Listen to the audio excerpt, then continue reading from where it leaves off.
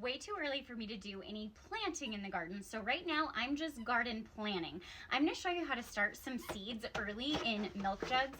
I'm in Colorado, I'm zone 5B. I don't get to plant until after Mother's Day, but these jugs will make it where I can get my seeds started and they are ready to go in the ground.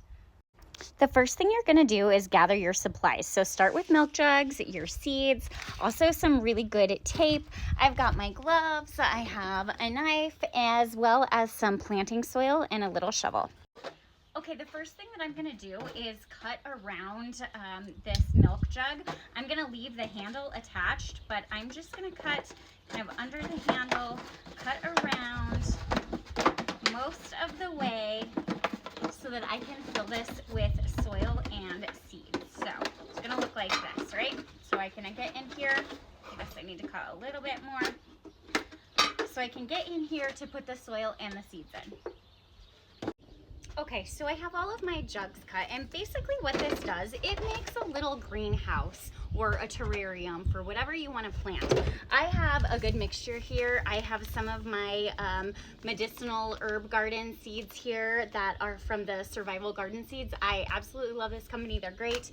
And then I also have a whole bunch of flower seeds because I like to have a giant flower garden. So all of these are flowers that I might not necessarily have enough time to grow if I start them in the ground. So basically what I'm gonna do is fill each of these with soil, plant my seeds, and then sprinkle a little over the top. I'll show you. Okay, so I have soil in my milk jug, and I'm gonna start with these hollyhock seeds. So this is my first time doing this. I have never done this before, so I might be doing it totally wrong. If I am, somebody let me know. But that's kind of the fun of gardening, right? You just kind of see what happens. So I am sprinkling my seeds in here, and then I've heard you just cover it with a little bit more soil. So you just want to like loosely spread this over the top, and then spray it with some water just to get that soil moist. Mine was already kind of moist outside. So you're just gonna get that soil moist. And then I'm gonna tape around the edge with my tape. And I'm actually using this Gorilla Tape. I don't know if you've used it, but I love it. It's super durable. It works awesome for everything. I also like that it's white so that I can easily label it and then remember what I have planted where.